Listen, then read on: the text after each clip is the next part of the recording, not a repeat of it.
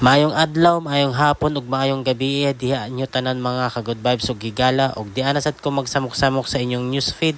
Bahalag wa nay pasahod si Mita kanako basta ako malipay ko sa akong gibuhat ug may nalipay sad sa akong gibuhat. Pero ipokrito ko naman kung hindi ako after sa sahod ni Mita.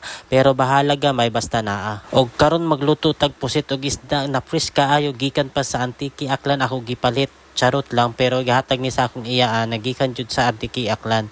Fresh kaayo na isda oy kamo nga pag-abot pa lang giluto dayon nako og sinugbang isda, sinugbang pusit, tinuwa na pusit ug tinuwa na isda. Tulo ka putahe na bali ako giluto diha. So first thing first, nahaling naman ang uling, unahon na nato pagsugba ang isda. Amot sad unsang klasihan ning isda wasad ko kasabot.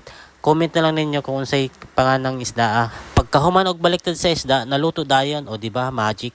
Ug sunod na pod ang sinugbang pusit ato na timplahan, pamaslakan na natog mga lamas, sibuyas, kamatis, luya, akong sikretong ingredients. Di na nako isulti, sikreto nga di ba? Pero usa sa nako pamaslakan og mga lamas, ako na nagihugasan gilinuan, usa na ako gitangtangan ang mga ulo. Kay lisod man pud og tangan og mga lamas, no pa matangtang ulo, unsa ang panagsod sa mga lamas. Una-una asad sa kamakadaghan. Ayaw pag binulok gamit ang utok. Simpleng arithmetic ra na siya ha. So nahuman naman akong timpla, unsa may sunod, unsa alang man kitaon. Sugba. Unya masuko di ay. Ka-high blood ba nimo self? Kay ayo ko nyo pahangita kay labad ni akong ulo ko tungod sa init sa panahon.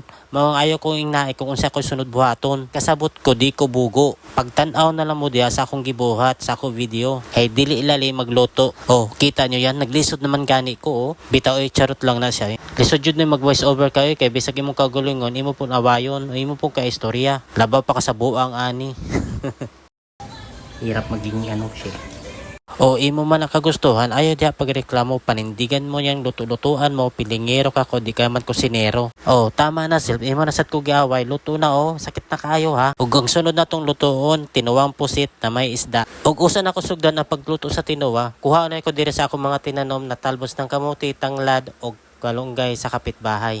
Maayo jud nang nakaitanom no kana kay madali-dali ika nga sa kasabihan na may tanim may aanihin. Katulad na lang ng tanim ng malunggay sa kapitbahay, kapag may tanim sila may nanakawin. Charot lang. Og ako nagibutang ang sibuyas, kamatis, tanglad while waiting na para kumulo, nagtimpla muna ako dito ng napipino na bagay partner sa mga inihaw na ako na ni paborito pang himagas, pampawala sa umay o langsa. Og ingon pud sila pampaganda ng kutis, pero di ko na din kailangan kasi maganda na rin ng kutis ko. Asa dapit pilingon jud ka ay. Og nagbukal naman ako nagisunod pagbutang ang kugita na si Ursula og si Finding Nemo na isda. Charot. Ang utan na marijuana, huy, di nakakatawa. Malunggayan at talbos ng kamote. Siyempre, healthy-healthyhan tayo ngayon for today's menu. Pero seryoso tayo ha, ang hirap talaga din mag-isip na kung anong lulutuin, no? Ang hirap din talaga na mag-feeling kunwaring kusinero ka. Pero lahat na yun nga, natutunan ko sa kakapanood ng YouTube. YouTube is the key talaga. Oh, so dahil luto na, ano pa bang hinihintay natin? Tara, tulugan time. O sa mga viewers ko, baka kayo nagtataka palagi na ako lang mag-iisa kumain kahit sa dami ng niluluto ko. Dahil for the content lang po muna yan. Ako lang muna mag-isa. Pero pagkatapos niyan, tatawagin ko na yung mga kasama ko. 3 kaming kumakain dyan. O siya mga ka-good vibes, nga rin na lang kutob. Daghang salamat. See you next time. Bye-bye.